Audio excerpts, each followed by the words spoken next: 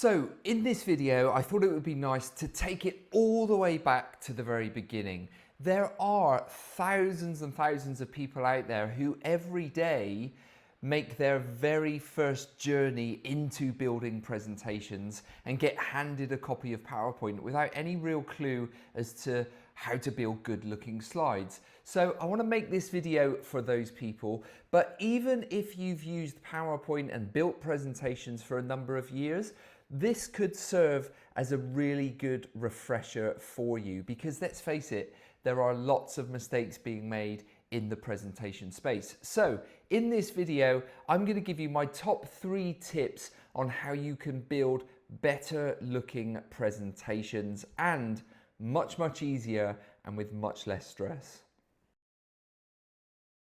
Now, before we get into the main tips, I want to give you a bonus tip first, and this is the most important thing. Design starts before the design starts. Now, that sounds a bit weird. So what do I actually mean by that? Well, most people think that presentation design is just everything that happens in PowerPoint, and that is where most people get it wrong. They open PowerPoint and they stare at an empty white slide for about 20 minutes, just hoping that some inspiration and some ideas will come to them. Or they open an existing deck that someone has sent to them and they cobble together like a Frankenstein version of their own presentation based on someone else's past content. Both of those approaches are completely wrong, and you'll actually find yourself wasting so much time if you take that approach. What you need to do, just like any journey you would embark on, you need to know what your destination and your end point is going to be. So if you haven't seen it yet, I'd highly recommend grabbing a copy of the 4 C's framework for better presentations. You can grab that from our website.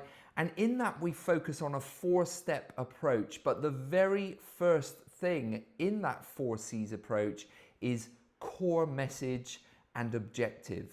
You have to figure out at the very start what it is you're trying to achieve. Without that, you are just putting together lots of random information that may not be engaging or resonate with the audience whatsoever. So number 1, the bonus tip, get your end point nailed.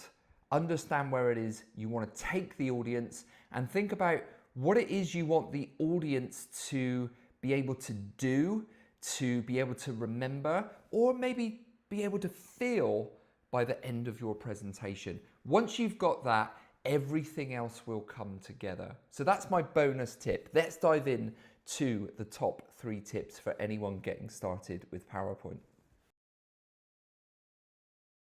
Now, number 1, and this tip is to help you save time and to help you not try to be a presentation designer.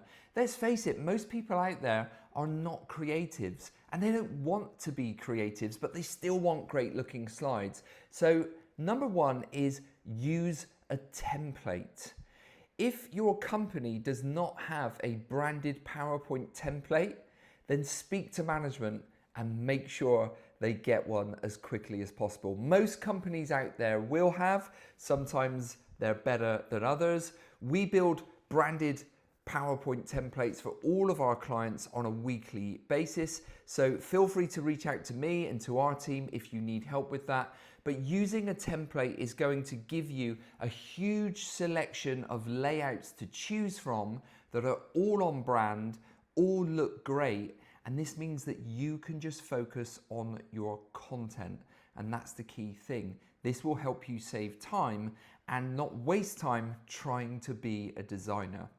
Now, if you are a solo entrepreneur, or you work for yourself, or your company doesn't have a template and doesn't seem interested in having one, but you know you need one, there are places you can go to. I'd recommend somewhere like Envato, Marketplace, where there are tons and tons of different PowerPoint templates that you can search on by category, by color, whatever it may be. Download that, use that template, and that will give you a nice consistent style moving forward.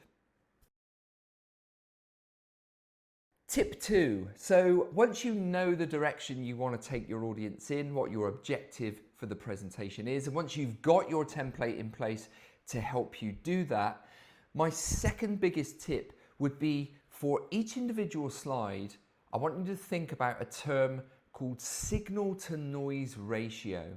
Now, essentially what this means is on every single slide, there is one key message that you are trying to get across, not 10. So please don't list 10 bullet points on every slide. That's way too much for the audience to take in. And remember, stick to one key point per slide if you can.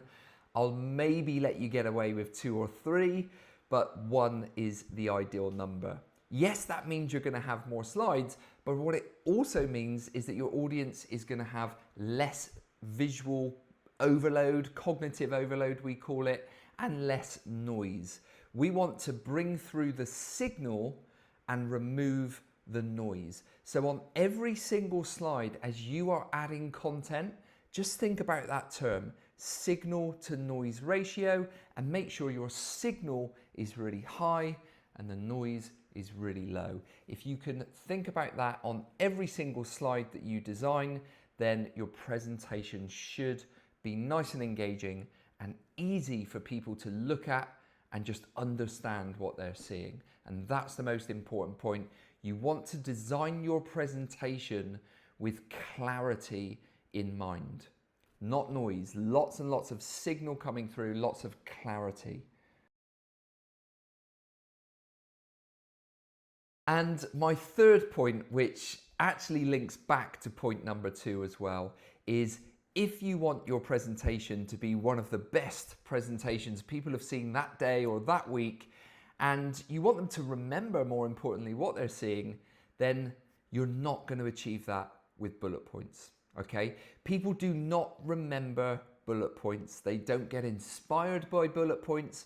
All we do when we see bullet points is read them. And if you have an audience member reading from your slides, that means they're not listening to you, and you are the presentation. Your slides are really important, but if they're designed badly and they force people to switch off from you and just read, then they're not doing the right job. So there's a couple of things that you can do. There is a really useful button called Convert to Smart Art. I highly recommend that if you've got a list of bullet points, select them all, click that button and change those points into a graphic. That will be a nice simple way for your audience to just understand what they're seeing a little bit more. And also you can put those bullet points into a hierarchy depending on the type of smart art that you use. If you don't want to use that and you do want to stick to text, I'd highly recommend that you just get rid of any of the filler words, don't have big long sentences, get rid of those damn bullet points, the little black dots, we don't want to see them on the screen, and make certain keywords bigger and bolder and the words that are less important much smaller. There's a few examples of that on the screen for you at the moment. Those are my top 3 tips. So remember the bonus one, the design starts before the PowerPoint design starts. So everything that you can plan for your presentation outside of PowerPoint will save you time inside of PowerPoint. Use a company template if you can. If not, download one from somewhere like Envato Marketplace. On every slide, think about that signal to noise ratio. It's really, really important that you design for clarity, and please avoid bullet points like the plague. They do not help you communicate. They are useful for emails and shopping lists, but not for PowerPoint slides. So if you are brand new to building your own presentations, I hope you found these tips really useful.